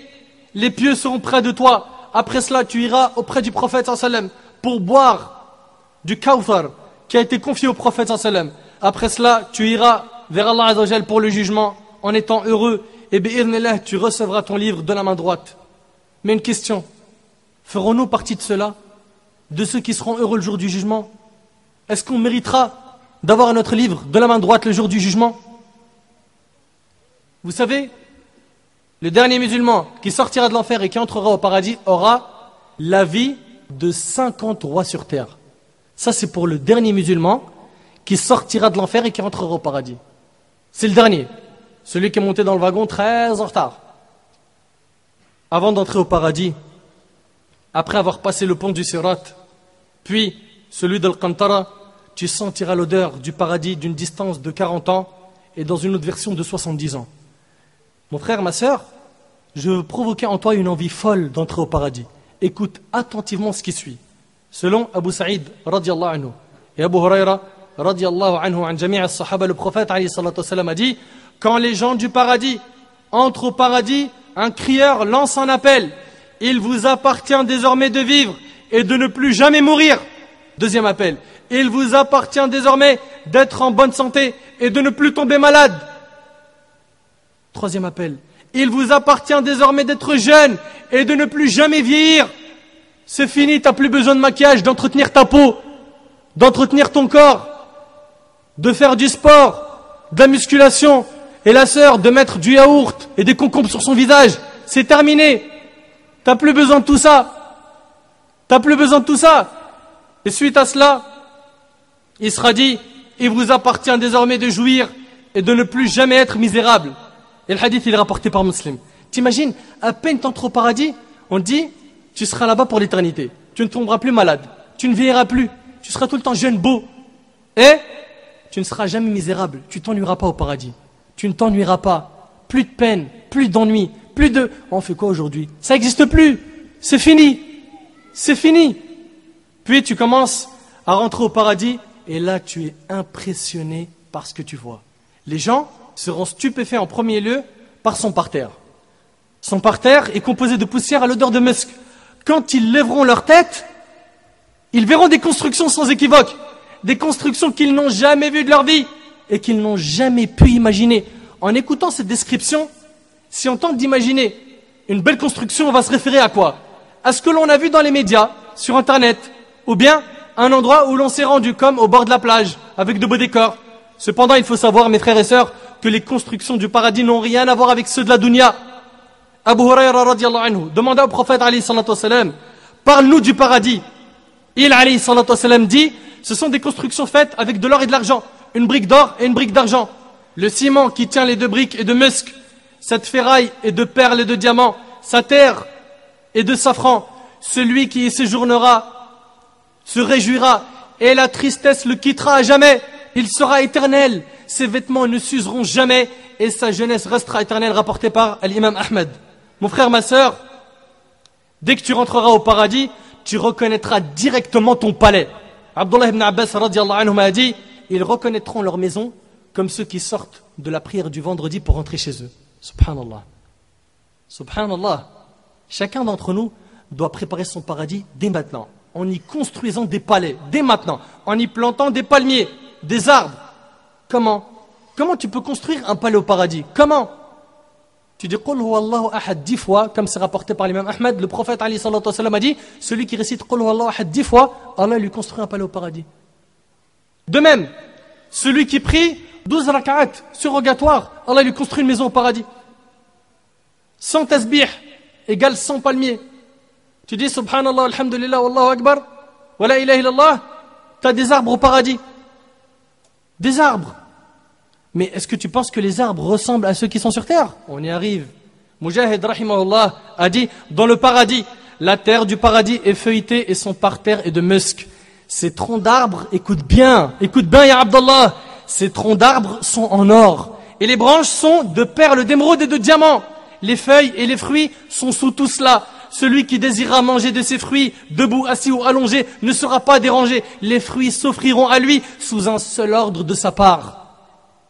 Il dit à la phrase, viens, elle vient. Il n'y a pas de je me lève, je me fatigue, ça n'existe plus la fatigue au paradis. Oublie! Au paradis, les lits sont tout simplement magnifiques et inimaginables. Les tapis aussi. Dans le paradis, il n'y a plus de soleil, ni lune, ni nuit, ni jour, ni chaleur, ni froideur, comme l'a cité Al-Hafidh ibn Kathir rahimahullah. Il a même dit, ils ne verront pas de soleil, ni de lune. Le jour et la nuit seront connus des habitants du paradis par une lumière provenant du trône d'Allah Azza wa Jal. Imaginez-vous. Les pierres par terre sont des bijoux, des perles précieuses. Les arbres sont super beaux. Les troncs d'arbres sont en or. Les branches contiennent des bijoux. Les palais sont magnifiques. Tout au paradis a une bonne odeur. Même la sueur des gens du paradis sent bon. Elle sent quoi? Le musc, le parfum. Au paradis, tu ne feras plus tes besoins. Tu n'auras plus de gaz. Tu ne vomiras plus. Et la nourriture que tu auras mangée se transformera par une odeur de musc qui sortira de ton corps. Ça, c'est la digestion. Tu manges, et après, se dégage de toi une très belle odeur. Ça, c'est ta digestion. Subhanallah. Jabir radiallahu anhu a dit, le prophète alayhi salatu wassalam a dit, les habitants du paradis mangeront et boiront, ils ne vomiront pas, n'urineront pas et ne feront pas leurs besoins. Leur nourriture se transformeront en émanation de musc, leur respiration est louange à Dieu et takbir rapporté par Muslim. Au paradis, tu n'urines plus, tu ne fais plus tes besoins, tu ne craches plus. Au paradis, plus de maladies, plus de menstrues, ni de lochis. C'est fini, la sœur se dit, ah c'est ma période, ça n'existe plus. Ça n'existe plus.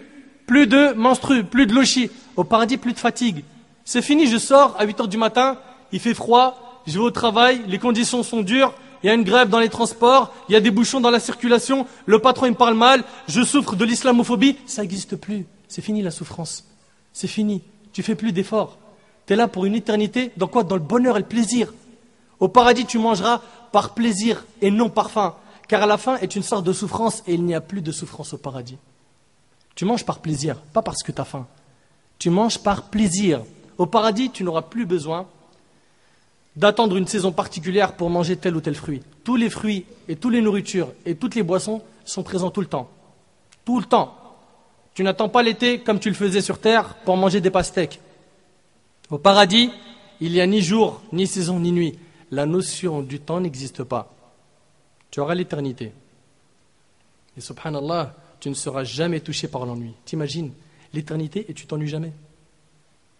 Au paradis, tu verras des couleurs que tu n'as jamais vues. Tu seras fou de joie. Des fleuves de lait, d'eau, de vin non enivrant, des animaux super beaux. Au paradis, tu ne dormiras plus. Mais non, ce n'est pas possible. Au paradis, tu ne dormiras plus. Car le sommeil est une petite mort. Et il n'y a plus de mort au paradis. Selon Jabir radiallahu anhu, le prophète alayhi salatu wassalam, a dit, le sommeil est identique à la mort. Les gens du paradis ne dormiront jamais, rapporté par Tabarani. Au paradis, toi mon frère, tu n'auras plus de barbe, si tu en avais une sur terre. Tes vêtements ne s'useront jamais et tu seras éternellement jeune. Selon Abu Hurayra radiallahu anhu, le prophète alayhi salatu wassalam, a dit, Ahlul Jannah, Jurdun, Murdun, Kohl. Les gens du paradis seront sans poils dans le corps, plus de poils aux aisselles et au pubis. Ils n'auront pas de barbe et ils auront les yeux noirs. Tout le monde. Tu avais les yeux bleus, les yeux verts. Allah subhanahu wa ta'ala, pour une raison que seul lui connaît, a décidé qu'au paradis, tout le monde aura quoi? Les yeux noirs. Ensuite, le prophète alayhi salatu wa sallam dit, ils resteront éternellement jeunes et leurs vêtements ne s'useront jamais, rapportés par Tirmidhi. Ce hadith nous explique que les gens du paradis n'auront ni cheveux, sauf ceux de la tête, et qu'ils n'auront pas de poils sous les aisselles et au pubis. Totalement imberbes. Au paradis, on sera tous jeunes. On aura tous 33 ans. 33 ans, c'est l'âge où Isa alayhi salam il a été élevé au ciel. Que tu sois vieux ou enfant, tu auras au paradis 33 ans. C'est un âge où tu as la force. Et tu es physiquement bien. Et tu auras la beauté de Yusuf alayhi salam. Tu seras super beau. Et ta beauté ne cessera d'augmenter. De même, ta femme, que tu auras connue sur terre, sera très belle. Elle ne dira que de bonnes paroles. Tu as vu sur terre, rares sont les fois, ou pour certains, comme ça on ne généralise pas, rares sont les fois où tu entendais des bonnes paroles. J'ai bien dit, je ne généralise pas, parce qu'il y a, alhamdoulilah, des femmes pieuses. N'est-ce pas? Tout le temps, elle te dit donne, donne, donne, donne, donne. N'est-ce pas? Et quand tu lui dis, mais il n'y a pas un jour que tu me dis prends? Elle dit si, prends le sac de poubelle, descends-le. Donc, au paradis, c'est terminé tout ça. Au paradis, que des belles paroles. Et c'est des deux côtés. La femme, elle dit des belles paroles, et l'homme, il dit des belles paroles. C'est de la séduction tout le temps. C'est des belles paroles. C'est l'amour qui augmente de jour en jour. Ta femme ne dira que de belles paroles. Elle ne regardera que toi. Le regard de ta femme sera fixé sur toi. Un regard plein d'amour. Au paradis, l'homme et la femme sont doux. Ils ne se disputent pas. Ils ne disent que des paroles d'amour. Mon frère, ma sœur, sache qu'au paradis, il n'y aura pas de célibataire. Si tu n'as pas été marié sur terre, Allah te mariera au paradis. Il n'y a pas de célibataire. Au paradis, à chaque rapport avec ta femme, elle redevient vierge. À chaque rapport. Au paradis, la femme ne tombe plus enceinte. Il lui suffit de souhaiter un enfant afin qu'Allah lui en accorde un en un instant. Les habitants du paradis mettront des bracelets en or, d'argent, mais aussi des couronnes pleines de pierres précieuses. Une seule de ces pierres vaut mieux que ce bas monde et tout ce qu'il contient. De même, leurs vêtements seront magnifiques. Leurs vêtements seront magnifiques. De nos jours, on est impressionné par une Ferrari, n'est-ce pas? Ou une Porsche, dernier modèle. Ou un super beau BMW. Ou par une belle maison. Alors qu'Allah Azzawajal a créé des choses bien plus belles que ce qu'on connaît dans ce bas monde, qui sont au paradis. Allah tabaraka wa ta'ala nous a promis ce qu'on n'a jamais pu imaginer dans la dunya. Selon Abu Hurayra radiallahu anhu, le prophète alayhi salatu wassalam a dit, Allah le très-haut a dit, j'ai préparé pour mes pieux serviteurs ce que nul œil n'a vu, nul oreille n'a entendu et ce qu'aucun humain n'a imaginé, rapporté par Bukhari et Muslim. Ça veut dire quoi? Ça veut dire que ce qu'il y a au paradis, tu l'as jamais vu, tu l'as jamais entendu et tu n'es pas capable de l'imaginer. Et c'est la meilleure description du paradis. c'est la meilleure description. La meilleure description, c'est qu'au paradis, il y a ce que nul œil n'a vu. Et ce que nulle oreille n'a entendu, et ce qu'aucun cerveau n'a pu imaginer. Mon frère, ma sœur, le paradis, c'est tellement le luxe qu'il te suffira d'une seule seconde au paradis pour oublier toutes les épreuves, les problèmes, les difficultés que tu as connues dans ce bas monde. La preuve, selon Anas radiallahu anhu, le prophète alayhi salatu wassalam a dit, le jour de la résurrection, on fera venir d'entre les gens de l'enfer celui qui aura le plus joui de la vie d'ici-bas. On le plongera alors une seule fois dans le feu. Et il lui sera dit, ô fils d'Adam, as-tu jamais connu quelque bien? Il dit, non par Dieu mon Seigneur. Non, j'ai jamais rien vu de bien dans ma vie. Rien. Le fait d'être trempé une seule fois en enfer, ça va te faire un formatage du disque. Tu vas oublier tout ce que tu as vu de bien sur terre. Tout. Ça, c'est en étant trempé une seule fois. Puis, on fera venir celui des gens du paradis qui aura connu la vie la plus misérable dans ce bas monde. Il a reçu que des épreuves, elle a reçu que des épreuves. Depuis qu'elle porte le hijab, ses parents la renient. Depuis qu'elle est dans la religion, ses parents ne veulent plus d'elle. Depuis qu'il est dans le dîn et qu'il a embrassé l'islam, ses parents lui ont dit, sors, la porte elle est ouverte, c'est la rue pour toi. Depuis qu'il a porté la barbe, ses parents se moquent de la sunna. Depuis qu'il va à la mosquée, qu'il fréquente les pieux, qu'il assiste à des conférences, qu'il essaye d'apprendre sa religion, qu'il évolue, c'est la guerre, c'est les épreuves. Eh ben écoute bien. Puis on fera venir celui des gens du paradis qui aura connu la vie la plus misérable dans ce bas monde, et on le plongera une seule fois dans le paradis, et on lui dira alors, ô fils d'Adam, as-tu jamais connu quelque misère? As-tu jamais rencontré la gêne? Il dira, non par Dieu, je n'ai jamais connu la misère, et je n'ai jamais connu la gêne, rapporté par Muslim. Le fait d'être trempé une seule fois au paradis, ça va te faire oublier tout ce que tu as vécu, comme souffrance sur terre. Donc patience. Patience. Je m'adresse surtout aux jeunes qui souffrent dans leur pratique religieuse, au sein de leur famille, qui souffrent, qui ont du mal à montrer leur religion, qui ont du mal à dire qu'ils se sont reconvertis à l'islam, qui ont du mal à porter le hijab, qui ont du mal à faire la salat, qui ont du mal à écouter des conférences, qui ont du mal à avoir des livres de religion dans la maison, qui ont du mal et qui ont du mal et qui ont du mal, qui ont du mal dans leur couple, qui ont du mal avec leurs enfants, qui ont du mal avec leurs parents. Patientez, le fait d'être trempé une seule seconde au paradis vous fera oublier toutes ces épreuves et toutes ces peines et ces tristesses.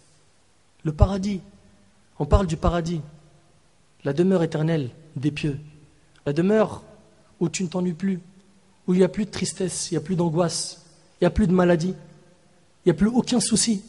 L'éternité dans le bonheur, l'éternité dans le bonheur. Au paradis, Inch'Allah, tu iras visiter le prophète alayhi salatu wassalam. Et après, tu iras voir Abu Bakr et Omar, et Uthman, Ali, Hamza, Talha, Zubayr, Abdurrahman ibn Auf, Abdullah ibn Hudhafa. Et Abdullah ibn Hudhafa, on a écouté ton histoire à Marseille. On la connaissait même pas. Tu as été un exemple pour nous. Et tu parleras avec lui. Et tu verras les salafs. Tu rencontreras tout le monde parmi les compagnons, parmi les tabi'in. Tu verras l'imam Malik, Al-Shafi'i, Ahmad Abu Hanifa. Tu verras tout le monde, bi'idhnillah. Et tu seras heureux de partager avec eux des moments où tu te rappelleras ce que tu avais pu vivre dans cette vie d'ici-bas. Quant au meilleur plaisir du paradis, sache qu'il n'est ni dans les palais, ni dans les femmes, ni dans les nourritures, mais le plaisir le plus incontestable sera le fait de voir Allah tabaraka wa ta'ala. Subhanallah, Allah Azza wa Jalla nous a créés. Et il a dit, comme vous le savez tous et toutes, je n'ai créé les djinns et les hommes que pour qu'ils m'adorent. On est sur terre pour ça. Normalement, notre plus grand souhait, logiquement, c'est quoi? C'est de rentrer au paradis ou de voir Allah? C'est de voir le Créateur des cieux et de la terre. Voir celui qui nous a créés, qui nous a mis sur cette terre pour ce test. Et qui nous a montré les deux voies. Les voies de l'égarement et les voies de la vérité, du secours, du succès. Allah tabaraka wa ta'ala a dit dans Sourate Qaf, Sourate 50, verset 35, Lahum ma yasha'una fiha wa ladayna mazid. Il y aura là pour eux tout ce qu'ils voudront. Et auprès de nous, il y aura davantage encore. Et dans Sahih Muslim, le prophète alayhi salatu wassalam a dit que le mazid, davantage encore, ça sera le fait que les croyants puissent voir Allah tabaraka wa ta'ala. Les ulama de Ahl Sunnah wal Jama'a sont tous d'accord et unanimes sur le fait que les croyants verront Allah tabaraka wa ta'ala le majestueux, sauf quelques groupes qui l'ont nié. Et sachez que quiconque renie la vue d'Allah Azza wa Jal est mécréant, comme l'a dit l'imam Ahmad rahimahullah. Allah tabaraka wa ta'ala dit dans Surat Al-Qiyamah, Surat 75, versets 22 et 23, Wujuhun yawma idhin nadira ila rabbiha nadira. Ce jour-là, il y aura des visages qui brilleront d'un vif éclat et qui seront tout absorbés dans la contemplation de leur Seigneur. Et selon Suhayb al-Rumi, radiyallahu anhu, le prophète alayhi salatu wassalam a dit, lorsque les élus du paradis entreront au paradis, Allah le Très-Haut leur dira, voulez-vous quelque chose de plus? Vous voulez quelque chose de plus que le paradis? Ils diront, n'as-tu pas blanchi nos visages? Tu nous as admis au paradis et tu nous as sauvés de l'enfer. Et là, Allah Azza wa Jal fera tomber le voile qui le sépare de ses serviteurs et ils verront directement Allah. Et on demande à Allah Azza wa Jal qu'il ne nous prive pas de ce bienfait. Par Allah, il ne leur a pas offert quelque chose d'aussi prodigieux que sa vision, puis il récita ce verset, et là, tous leurs désirs seront satisfaits, bien plus, ils auront auprès de nous beaucoup plus que ce qu'ils espéraient, et le hadith il est rapporté par Muslim. Mes frères et sœurs, ce n'est qu'un résumé de ce qui nous attend au paradis, un échantillon. Inch'Allah, pour ceux qui en veulent plus concernant le paradis, lisez le livre d'Ibn al-Qayyim al-Jawziyya rahimahullah sur le paradis ou les livres de Dr Sulayman al-Ashkar sur le paradis. Vous aurez plus de détails, Inch'Allah. Mes frères et sœurs, le voyage dans le paradis est terminé, on redescend sur terre. Après tout ce que vous avez entendu, est-ce que vous préférez divorcer avec ce bas monde et vous marier avec l'au-delà éternel? Ou bien, vous êtes toujours attaché à ce bas monde et à ses plaisirs éphémères et vous préférez vous marier avec ce bas monde et divorcer avec l'au-delà? Tôt ou tard, tu vas quitter ce bas monde en prenant avec toi dans ta tombe une seule et unique chose qui est, quoi? Tes œuvres. Selon Anas radiyallahu anhu, le prophète alayhi salatu wassalam a dit, 3 choses accompagnent le mort jusqu'à sa tombe: sa famille, sa fortune et son œuvre. 2 d'entre elles retournent et une seule reste.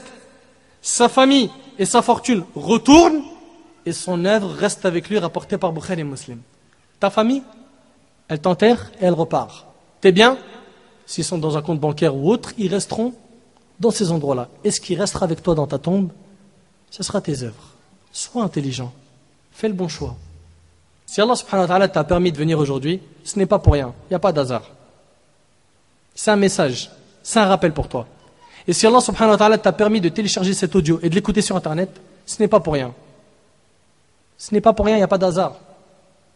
C'est un message de la part d'Allah. Fais le bon choix. Tu vas mourir, que tu le veuilles ou non. Et tu prendras avec toi une seule et unique chose dans ta tombe qui est tes œuvres. Motive-toi, retrousse tes manches et fais des efforts. Le paradis, ça se mérite, le paradis a son prix. Selon Abu Hurayra radiyallahu anhu, le prophète alayhi salatu wassalam a dit, la marchandise de Dieu est très chère.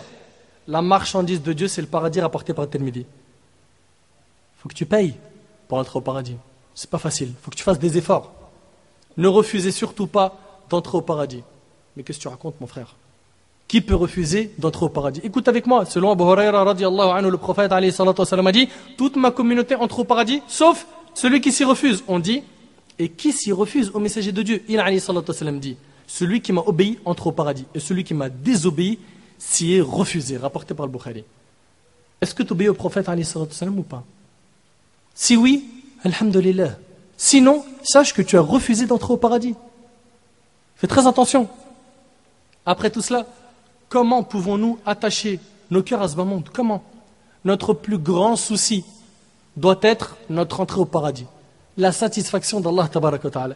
Zayd ibn Thabit radiyallahu anhu rapporte avoir entendu le prophète alayhi salatu wassalam dire, celui dont ce bas monde est son principal souci, Dieu mettra la pauvreté entre ses yeux et il n'aura de ce bas monde que ce que Dieu lui a déjà décidé.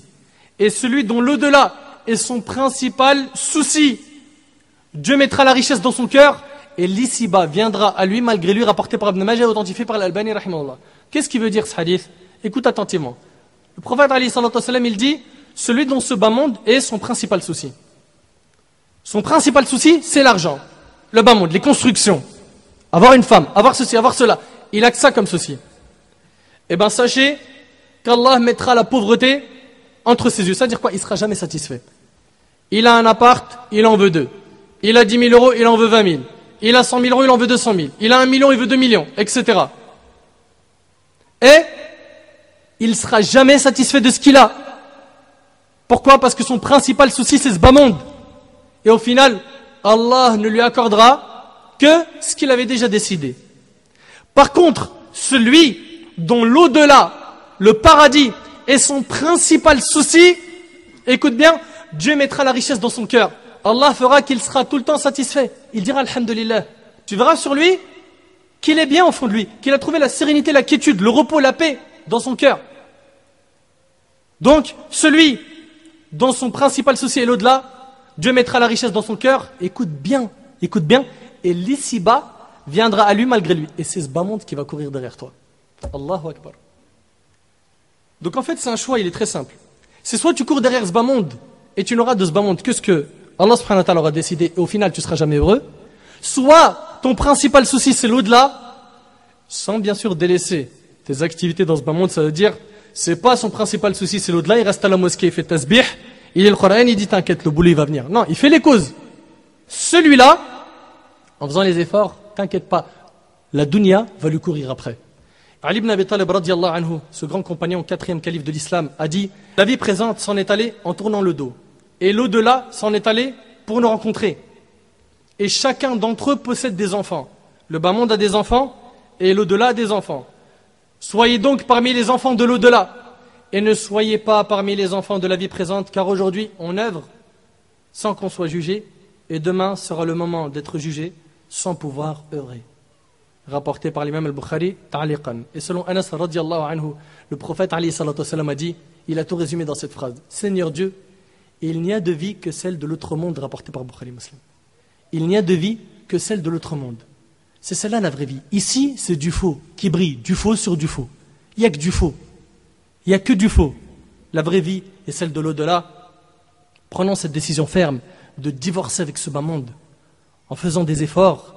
Et prenons la décision ferme de nous marier avec l'au-delà pendant qu'il en est encore temps, car elle se peut que ce soit trop tard pour toi. Rappelle-toi, mon frère ainsi que toi, ma sœur, que ce bas monde provoque des angoisses, que ce bas monde est imparfait, qu'il est éphémère, que tout brille, qu'il y a beaucoup de faux. Pense souvent à la mort, cette vérité qui nous touchera tous. Consacre-toi à l'adoration du Tout-Puissant, il remplira ton cœur de bonheur. Repens-toi pendant qu'il en a encore temps. T'as fait des péchés, repens-toi. T'as fait beaucoup de péchés, repens-toi. Ne retarde pas le repentir. Ne retarde pas ton retour vers Allah Azza wa Jal. Au final, c'est toi qui es gagnant. Tu as pu voir ce que c'était l'au-delà. C'est un échantillon simplement ce que tu as vu. Qu'attends-tu pour courir vers l'au-delà et marcher lentement dans ce bas monde? Prends cette décision. On marche dans ce bas monde et on court pour l'au-delà. Éloigne-toi des mauvaises fréquentations, des assemblées qui éloignent de la religion et qui éloignent de l'au-delà. Rapproche-toi des bonnes assemblées et invoque Allah tabaraka wa ta'ala en étant sincère et demande-lui de faire sortir de ton cœur l'amour fou que tu as pour ce bas monde, l'amour aveugle que tu as pour ce bas monde. أسأل الله سبحانه وتعالى أن ينفعني بما قلت وأن ينفعكم بما سمعتم. هذا ما أعلم والله عز وجل أعلى وأعلم. سبحانك اللهم وبحمدك أشهد أن لا إله إلا أنت أستغفرك وأتوب إليك. بارك الله فيكم والسلام عليكم ورحمة الله وبركاته.